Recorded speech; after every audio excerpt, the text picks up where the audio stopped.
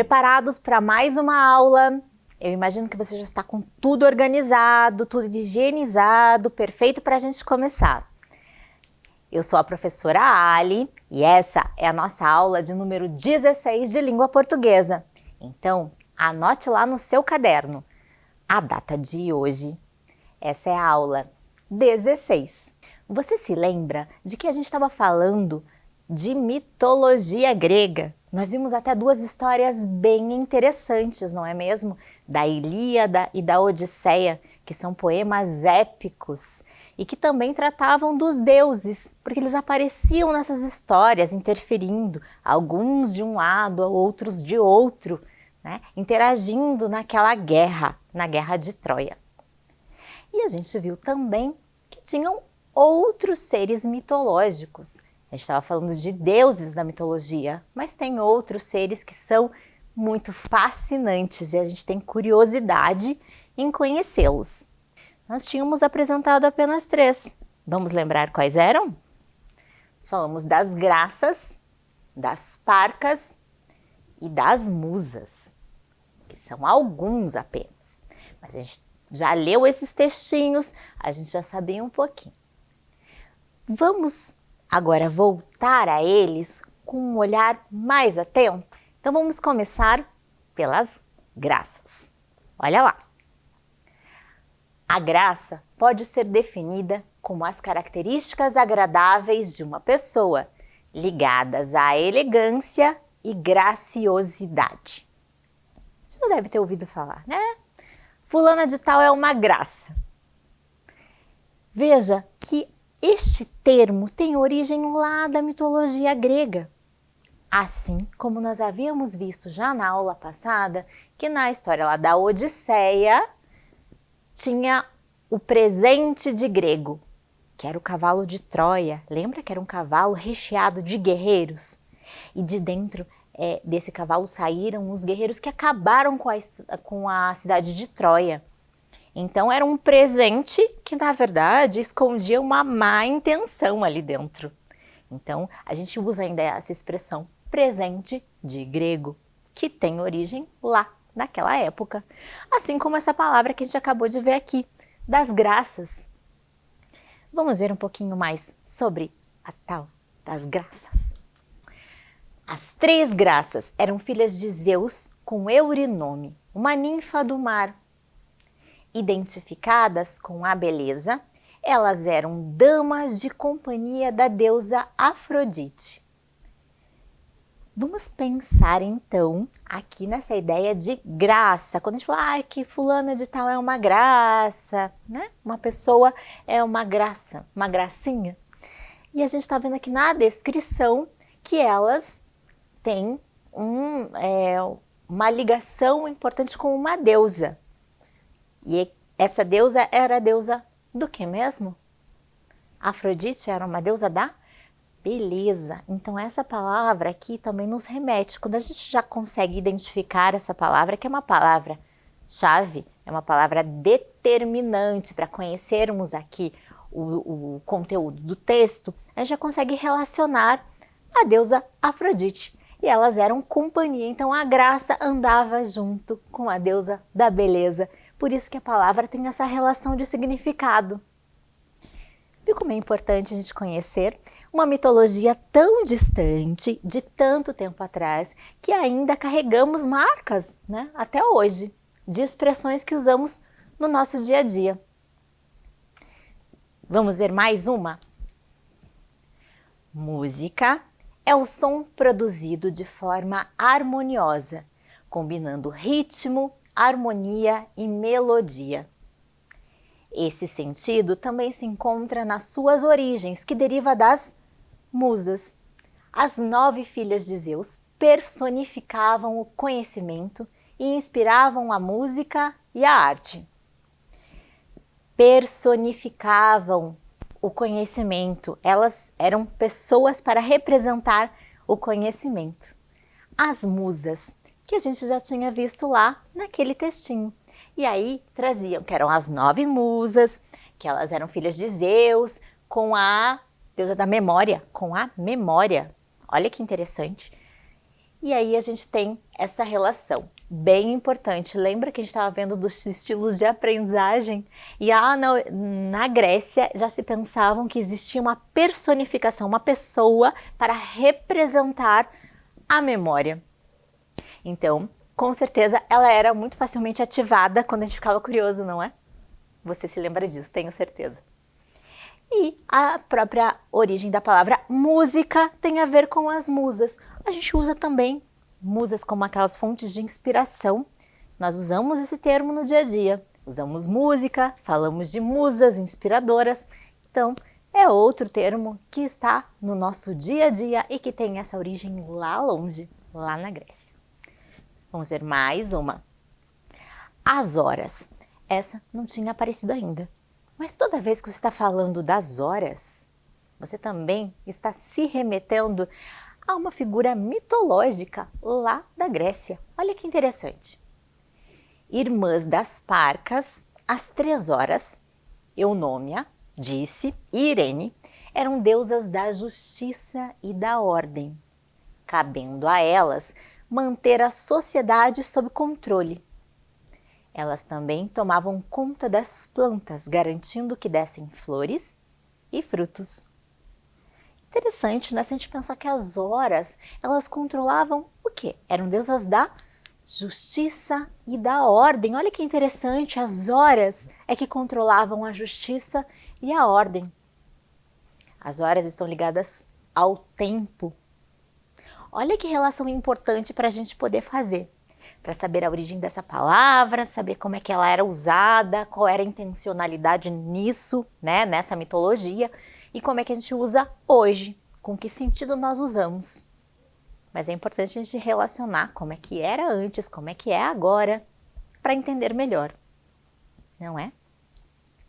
Bom, existem muitos outros seres na mitologia grega. É uma mitologia, já repeti várias vezes, fascinante. Então a gente tem muito para conhecer a respeito delas. Mas só existe a mitologia grega? Ou será que tem outras? Será que a gente pode conhecer um pouquinho mais? A gente já viu, então, sobre a mitologia grega e a gente quer saber essa tão longe. Será que a gente tem uma mais pertinho? Mais próxima da nossa realidade, de repente?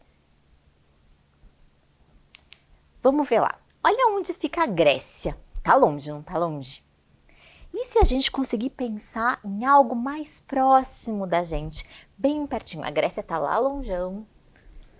E aqui no Brasil? A gente tem uma mitologia? Tem algo mais nosso? Vou te apresentar alguma coisa a respeito. Olha lá. Aqui eu trago um infográfico que está mostrando sobre mitologia brasileira. Mas preste bastante atenção. Essa imagem não está aqui, a imagem está representando as figuras, está bonitinho, mas o que está escrito não está em português, está em inglês. Isso demonstra que a nossa mitologia é também conhecida em outros lugares do mundo, ela é reconhecida por outros países também. Assim como a gente pode ver a mitologia grega, a mitologia romana e outras tantas mitologias, os outros lugares do mundo também reconhecem a nossa mitologia. Eu vou ampliar para você um pedacinho que está aqui em inglês. Mas vamos ver o que ele está dizendo a respeito da nossa mitologia. A mitologia brasileira é uma mistura de fontes muito diversas no país.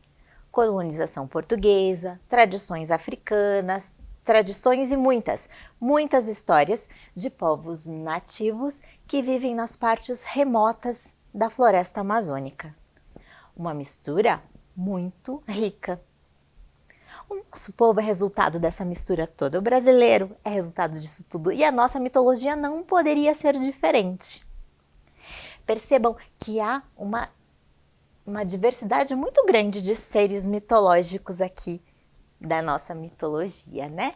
Bem brasileira. Eu vou chamar a atenção para alguns deles, que você já deve conhecer e que eles estão muito bem representados aqui na imagem. Olha lá. A gente tem a mula sem cabeça. Já ouviu falar da mula sem cabeça? O Saci Pererê. Esse é bem mais conhecido, não é? O boitatá e o curupira. Temos muitas outras. Vocês percebem lá na imagem que a gente tem várias outras figuras mitológicas. Eu estou chamando a atenção nesse momento para essas 4, que são as mais conhecidas e que estão ali sendo divulgadas e são muito faladas no Brasil todo. Algumas outras são de algumas regiões mais específicas, mas a gente vai ver um pouquinho mais sobre essas aqui. Mas você sabe o que é mitologia? Bom, aqui representado está o Visconde com a Emília. E a Emília estava aqui se questionando sobre alguns fenômenos, fazendo várias perguntas para o Visconde. Deixa eu só fazer um comentário bem importante. Aqui nós estamos falando de personagens do Sítio do Pica-Pau Amarelo, que é do Monteiro Lobato, um autor importantíssimo brasileiro e que valorizou muito a cultura nacional, trazendo a nossa mitologia para os seus livros, para suas histórias. Muito importante essa valorização.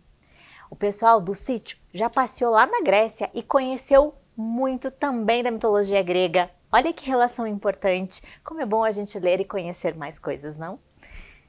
Aqui, nesse momento, o Visconde está falando para a Emília que a ciência explica quase tudo. E ela é bem perguntadeirinha, né? Ficou perguntando um monte de coisas e ele estava respondendo com o auxílio da ciência. Então, ele fez uma observação bem importante.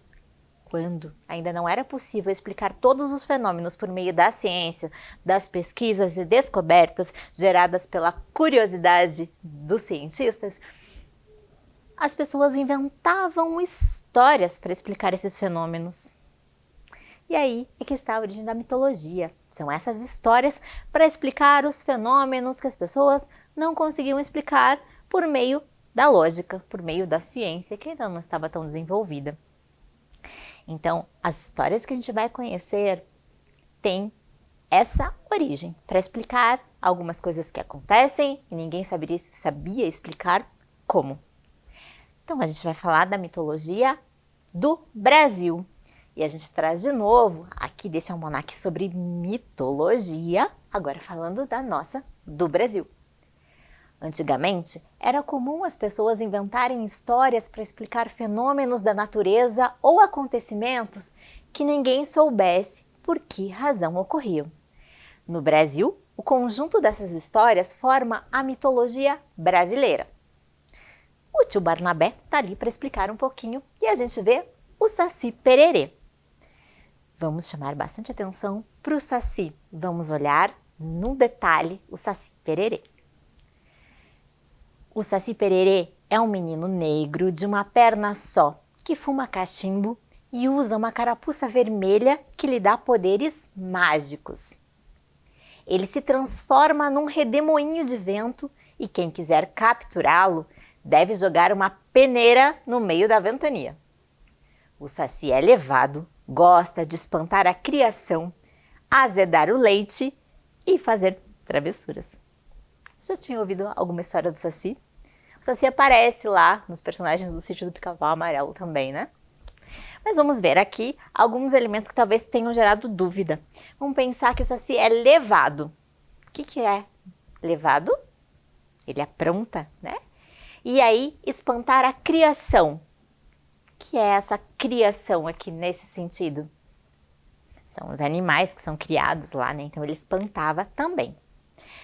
Vamos fazer de novo aquela relação entre o texto escrito e a imagem?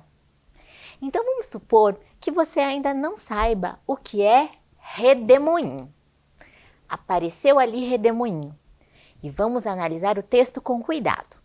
O que está me dizendo sobre redemoinho? Está dizendo que o Saci se transforma num redemoinho de vento para ele poder fugir. E aqui na imagem, como é que isso está representado? Se eu não soubesse o que é redemoinho pela imagem, eu conseguiria deduzir? O texto está me dando alguma pista? O texto não verbal, a parte de imagem, está me dando alguma pista? A gente já aprendeu a fazer essa leitura, né? E realmente tem. A gente consegue ver que isso aqui é o redemoinho. está ali representado. Então, eu também não precisava sair correndo perguntar para alguém o que é redemoinho. Eu posso fazer esse exercício de leitura tentando associar a imagem com o que está sendo representado por palavras. Tá vendo como a gente fica muito mais esperto quando a gente faz uma leitura mais ampla? É bem importante, né? A gente vai ver um pouquinho mais sobre o Saci, que é um personagem, assim, fascinante e que me deixa muito curiosa para saber mais sobre ele. Então, vamos ver um infográfico mais detalhado sobre esse personagem. Olha lá, o que eu fiz nesse momento? A imagem aqui deste infográfico está toda apagadinha, vocês estão vendo? Eu quero que você faça um exercício de associar essas representações de imagens com aquelas palavras que já são algumas palavras-chave a respeito, claro, deste tema aqui, sobre o Saci Pererê. Bem importante, estou colocando para você lá no cantinho do infográfico, aparece lá em cima dizendo que dia 31 de outubro é comemorado o Dia do Saci. Que legal, né? Ele tem um dia só para ele em comemoração. É uma festa bem brasileira. Bom, vamos ver o que essa imagem mostra e quais são as palavras ali que estão destacadas para a gente tentar fazer a associação. Então, olhe com bastante cuidado. Assovio, carapuça, atrapalha, origem, redemoinhos de vento, pito, faz tranças, Saci sererê, matim pererê, matita perê, saci sacurá e saci trique. Eu vou te dar um tempinho para você observar essa imagem juntamente com essas palavras e ver em que pedacinho do infográfico cada uma delas se encaixa.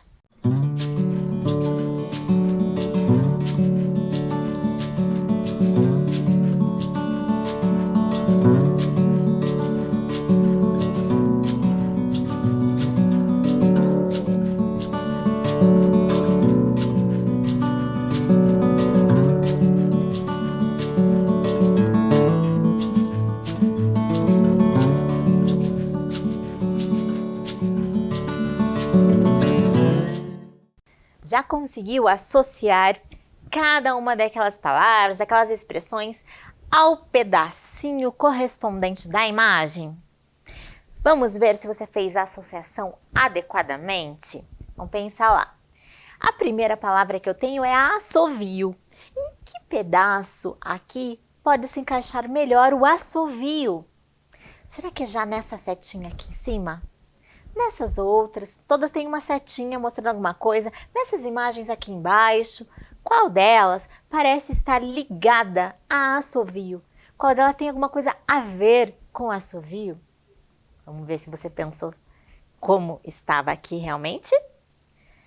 Isso, o assovio. Olha só, como é que na imagem está mostrando até aquele biquinho do assovio. Eu não sei assoviar, tá? Mas seria mais ou menos isso, né? E aí tem a setinha para mostrar. Tem um outro elemento também que está ligado ao assovio. Qual é? Como é que está representada essa ideia de que está saindo um som dali? A gente tem essa representação com aquelas notinhas musicais, né? Também dá a ideia de que está saindo uma música, um som dali. Viu como é importante a gente observar todos os detalhes do texto? Vamos ver a outra palavra que tem lá, carapuça. E aí, a gente já sabe o que é carapuça? Se a gente não soubesse, a gente poderia ir pensando por eliminatória. Vocês viram que é possível fazer esse tipo de relação? Será que carapuça caberia ali? Será que caberia aqui? Onde será que ela fica mais adequada? Vamos ver? A carapuça do Saci. Ali está realmente associada àquele chapéuzinho. Então, a gente já sabe que ele que é a carapuça. Vamos ver o próximo. Esse talvez seja o mais difícil de a gente fazer uma relação com tanta facilidade. É a palavra atrapalha. E aí, a gente tem algumas imagens que podem estar relacionadas a atrapalhar. Porém, você precisa observar todas as outras e a gente vai fazendo essa eliminação. Ou seja, se aqui a gente já sabe o que vai, a gente sabe que atrapalha, não vai poder ser ali, certo? E assim a gente vai conseguindo fazer a relação. Vou te mostrar onde ficava o atrapalha. E a gente vai precisar entender bem melhor, porque somente com essa imagem de uma panela no fogo e a palavra atrapalha, fica um pouquinho difícil realmente, né?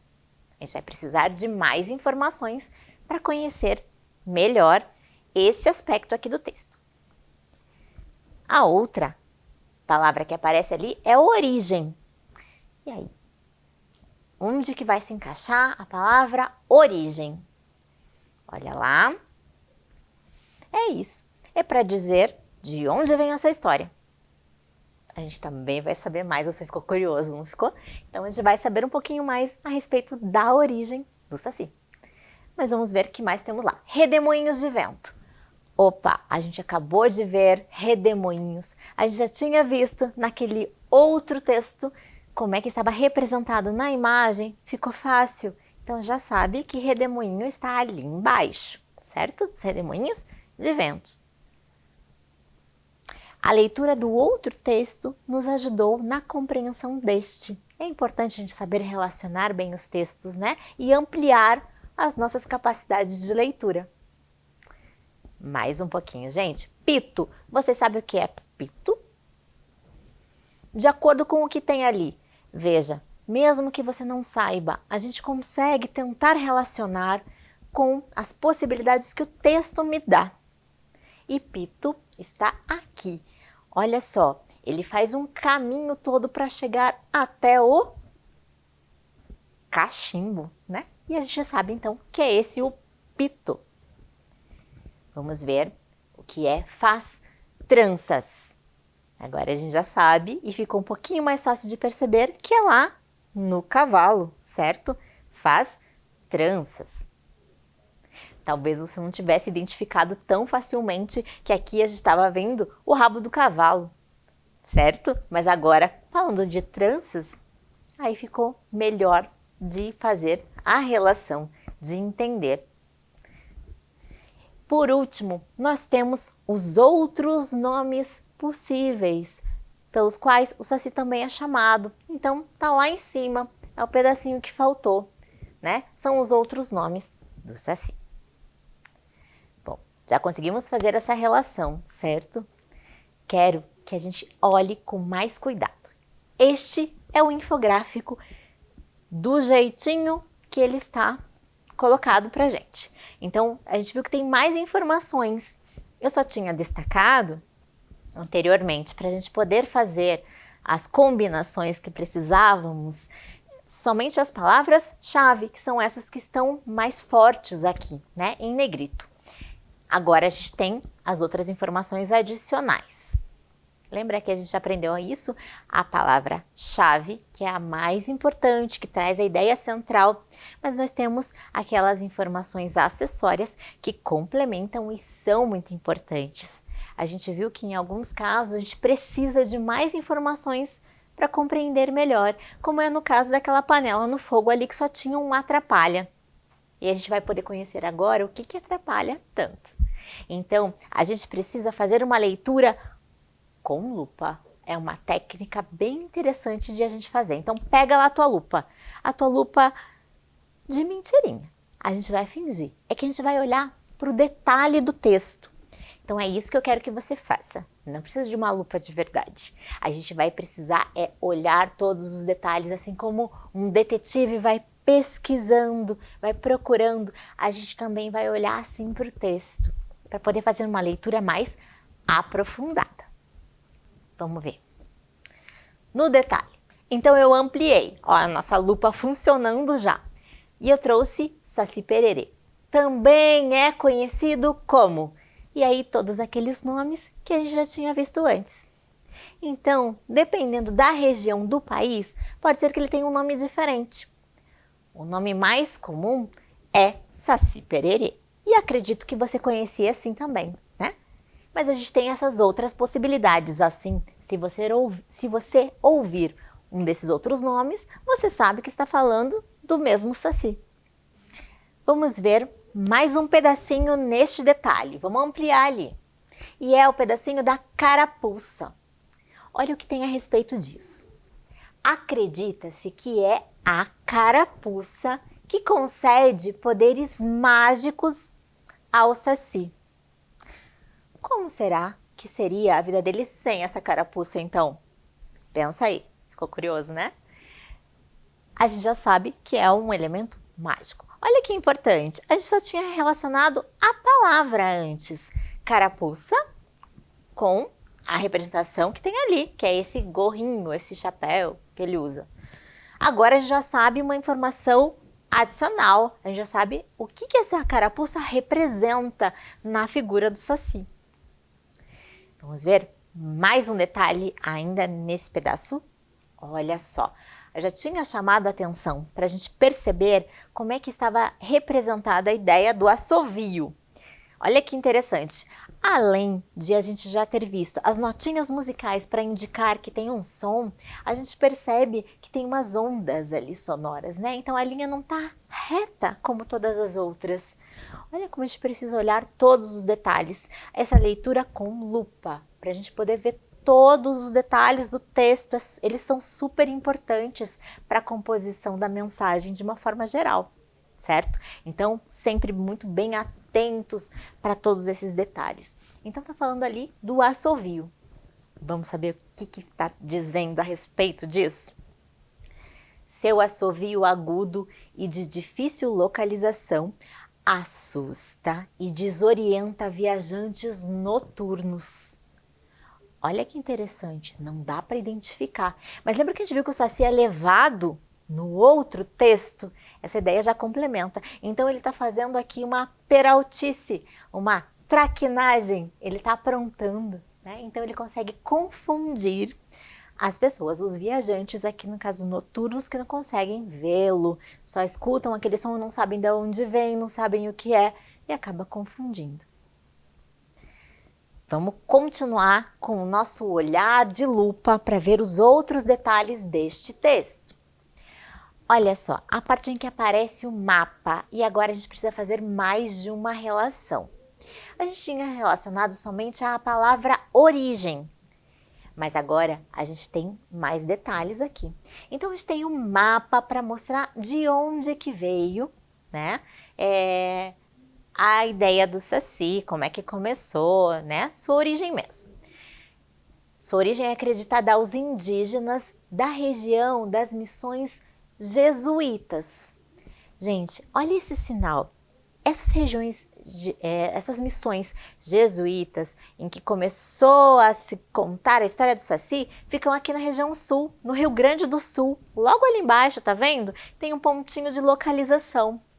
Bem importante a gente perceber, porque a palavra origem é que está indicando para lá, no Rio Grande do Sul. Agora, temos ainda o mapa e ele me traz uma outra informação que eu tenho que olhar. Olha, de qual palavra que sai, a palavra norte, que vai lá para indicar a região norte. Ao se espalhar para essa região, já que sabemos que saiu do Rio Grande do Sul inicialmente, subiu, ganhou aspecto de um menino negro e um pito de origem africana. E aí a palavra pito, aqui não aparece, mas lá no infográfico a gente vê que continua, que vai lá para o cachimbo. Ou seja, a gente percebe que na origem era de uma maneira, e ao se espalhar para outras regiões, ela foi ganhando outras características. Lembra que a gente viu que a mitologia brasileira é muito rica por ter uma mistura de diferentes culturas? E aqui está um bom exemplo disso. Como é que foi se modificando, como é que foi ganhando novos aspectos, novos elementos, até ser do jeito que a gente conhece hoje. Vamos ver aqui aquele pedacinho de baixo que falta a gente explorar um pouquinho melhor. Vamos conhecer. Então, sobre redemoinhos de vento, está dizendo que ele usa esses redemoinhos de vento como um transporte. Ele foge assim. A gente sabe que ele consegue fazer isso muito rapidamente e escapar das suas traquinagens, das suas peraltices. Olha a ideia de atrapalhar, que a gente tinha ficado bem curioso para saber o que tinha a ver com aquela ideia da panela. Olha lá. Atrapalha o trabalho de cozinheiras, trocando sal e açúcar de lugar e fazendo queimar a refeição. Gente, já pensou comer um feijão doce? Mas o Saci faz dessa. Então era o que o pessoal acreditava. Se tinha essas trocas, né? A cozinheira trocou o sal pelo açúcar, foi obra do Saci. E se a comida queimava também, foi o Saci que mexeu ali. Olha que interessante a gente saber como é que se relaciona. Você tinha pensado nisso? Na ideia de atrapalhar e pensando numa panela no fogo, você tinha pensado que poderia ser isso que o Saci fazia? De trocar o sal pelo açúcar? Legal, né? E as tranças? Faz tranças nas crinas e rabos de animais depois de cansá-los fazendo correr. Que maldade, né? A gente sabe que o Saci fazia isso por pura traquinagem. Porque ele realmente gosta de fazer bagunça. A gente já conseguiu entender isso, né? Então, aqui está mostrando o que ele fazia em relação aos animais. E fazendo tranças nas crinas e no rabo dos cavalos, principalmente. Bom, nós já conhecemos muito mais sobre o Saci. É importante que eu quero que vocês ainda olhem, né, uma última vez para este infográfico, para pensar na composição dele de uma forma geral. Olha quanto detalhe! Todas as setinhas que indicam como é que se amplia, cada uma das representações estão ali com palavras e com imagens. A gente viu ali que tem a informação do calendário, já tinha chamado a atenção para o dia do Saci. E a própria composição do texto com um fundo verde, que traz também aqui uma menção a uma floresta, algo onde o Saci pode habitar.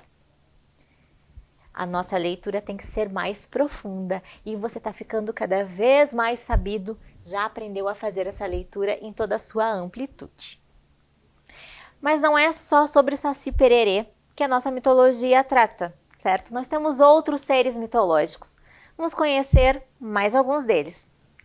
Nós temos a Yara. Metade mulher e metade peixe, a Yara vive nas águas doces do rio Amazonas e sobe nas pedras para se exibir nas noites de lua. Protetora das águas, ela também é conhecida como Mãe d'Água. A Yara é uma mulher linda e tem um canto tão sedutor que consegue atrair os pescadores para o fundo dos rios. A Yara é tipicamente brasileira.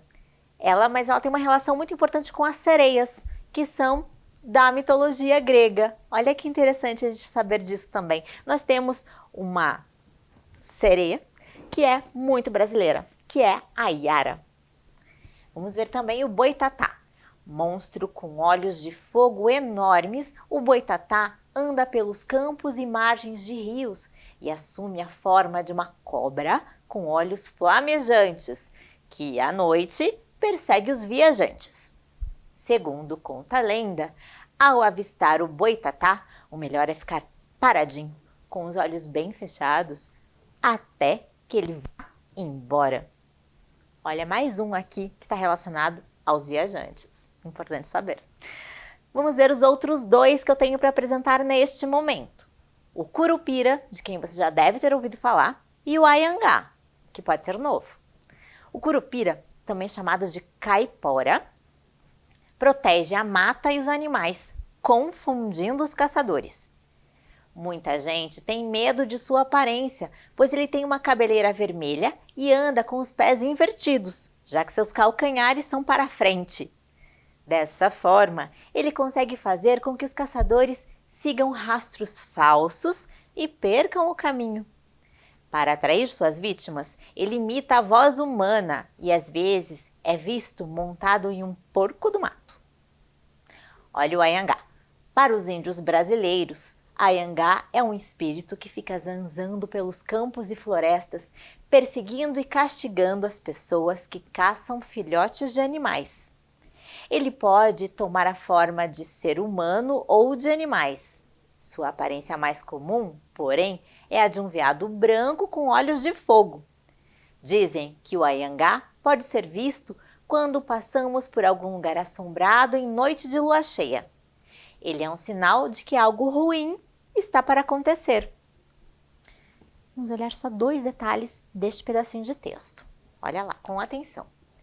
Muita gente tem medo de sua aparência, pois ele tem uma cabeleira vermelha e anda com os pés invertidos, já que seus calcanhares são para frente. Estamos falando do Curupira. E olha lá, atenção que eu chamo para um pedacinho desse texto.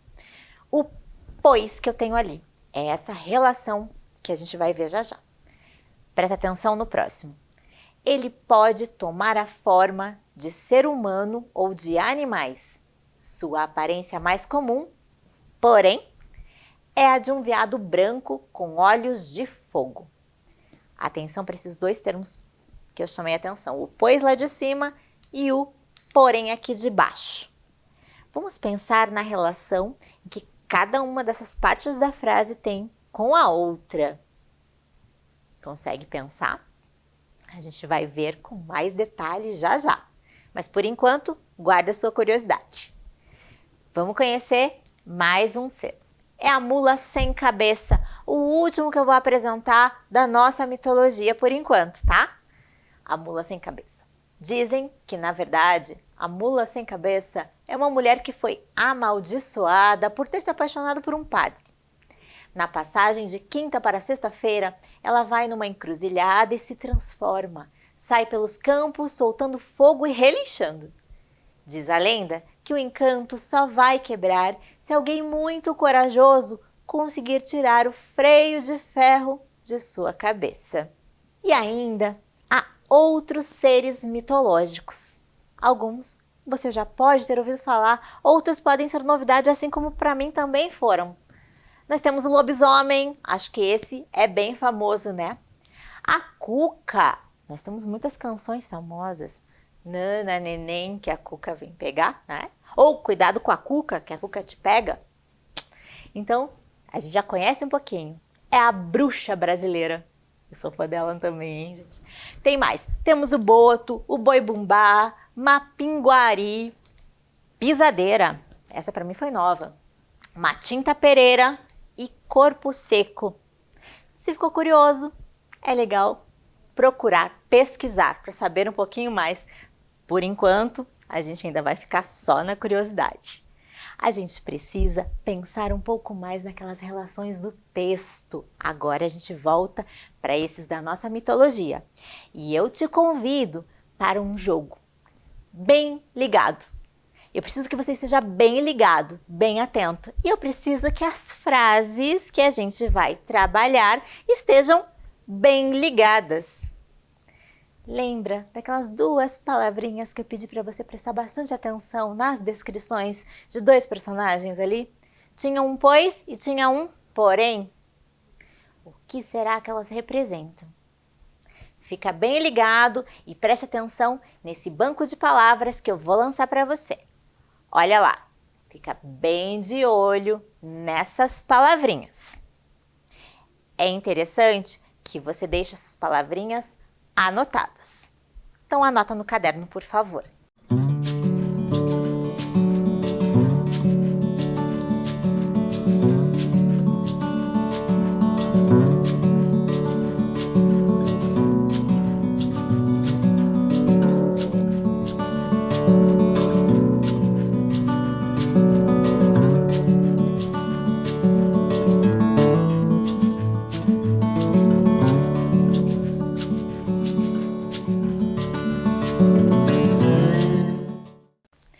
Ok, com esse banco de palavras, agora eu quero que você fique bem ligado, porque a gente vai pegar um dado, e esse dado com cores, nós vamos saber quais os envelopinhos que serão sorteados. E nós vamos ver as frases que eles trazem pra gente. A gente vai precisar fazer uma ligação entre elas, e você vai precisar destas palavras aqui para deixá-las bem ligadas. Combinado? Então vamos lá ver que cor vai aparecer nessa primeira vez. Rosa. Apareceu o rosa. Então eu quero que agora, acompanhem comigo, estamos pegando os envelopes rosa. São 2 envelopes. E nós temos aqui algumas frases. A frase número 1 é: o Saci geralmente foge num redemoinho. E o envelope 2 vai me trazer 2 outras frases para eu poder relacionar. Vamos ver. Pode ser capturado se alguém jogar uma peneira na ventania. E a outra? É difícil capturá-lo. Eu preciso que a gente relacione esta primeira frase com esta segunda, usando uma daquelas palavrinhas, pensando o que essa frase tem a ver com essa e qual palavra se encaixa ali. A mesma coisa eu vou fazer com o segundo trecho. Esse primeiro se relaciona com esse segundo, de que maneira e como é que a gente vai usar para ligá-los? Que palavra a gente vai usar para ligá-los? Então, vamos ver lá como é que fica.